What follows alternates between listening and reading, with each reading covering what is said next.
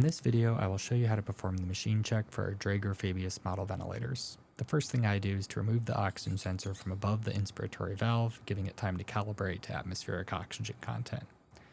Next, let's look at the ventilator screen. We'll begin with the Run System Test option by pressing the button underneath it. The machine will then make sure its software is up to date and not corrupted. Next, we'll select the Calibrate Flow Sensor option. Note that the machine instructs us to remove the expiratory hose from the system, which we'll do by unplugging the circuit from the expiratory port of the ventilator, the one closest to you. We return to the screen and press down on the rotary knob to start the flow sensor calibration. Once complete, we reconnect the circuit to the expiratory port.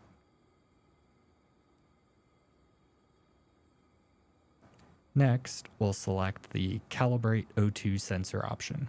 We double check that the oxygen sensor is disconnected from the ventilator.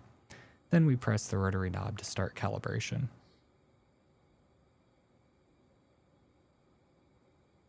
Once complete, we reinsert the oxygen sensor above the inspiratory valve.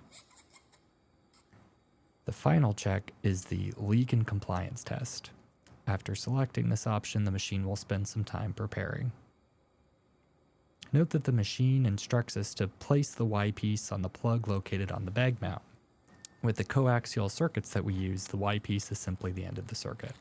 Remove the mask and HME filter. If the filter is left on, it can cause leaks that disrupt the test.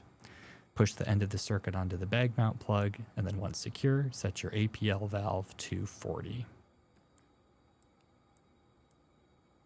Next, we are going to use the machine's oxygen flush button to fill the reservoir bag until a pressure between 15 and 30 is reached. You can either look at the number on the screen or on the dial to the left of my hand. Note that the pressure stays low until the bag begins to inflate, and then once it's fully inflated, it'll rapidly increase. Once you reach a pressure between 15 and 30, release the button and the machine will complete the test. When both the leak test and compliance test are complete, press the rotary knob to finish the machine checkout.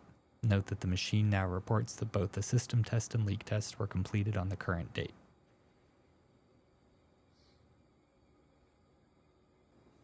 Now that the machine check is complete, we next confirm that a CO2 absorbent canister is present and that there is not excess purple discoloration as shown in this old canister, which can lead to increased inhaled CO2.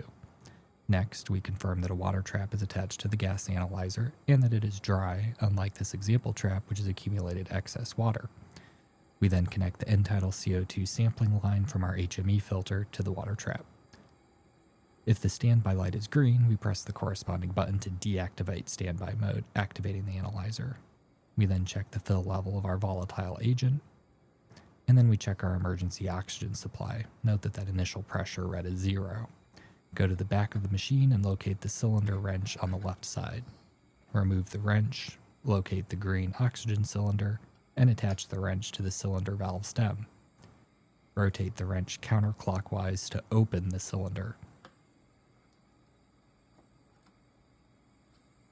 Return to the front of the machine and note that the cylinder pressure indicator is now greater than 0. It will generally be greater than 1000 psi. It's imperative that you now return to the back of the machine and close the cylinder by rotating the wrench clockwise. Failing to do so can cause oxygen to leak from the emergency cylinder. Remove the wrench and replace it in its holder. Note that the pressure indicator remains elevated despite closing the cylinder and may start out elevated if someone has recently tested the cylinder.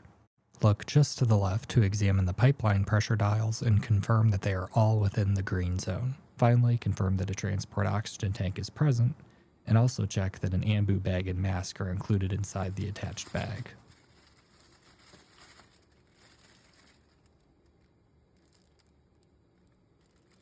Also confirm that the tank is not empty by noting the position of the pressure indicator, which in this case is full.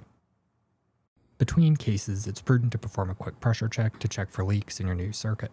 Begin by pushing the end of your circuit onto the bag mount plug as done in the normal machine check. Next, close off your APL valve by setting it to 70. Keep an eye on the pressure dial while you hold down the oxygen flush button until you reach a pressure just above 20.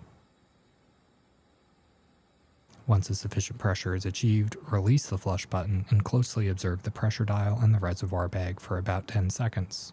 The pressure should not decrease, and the bag should remain completely inflated as seen here.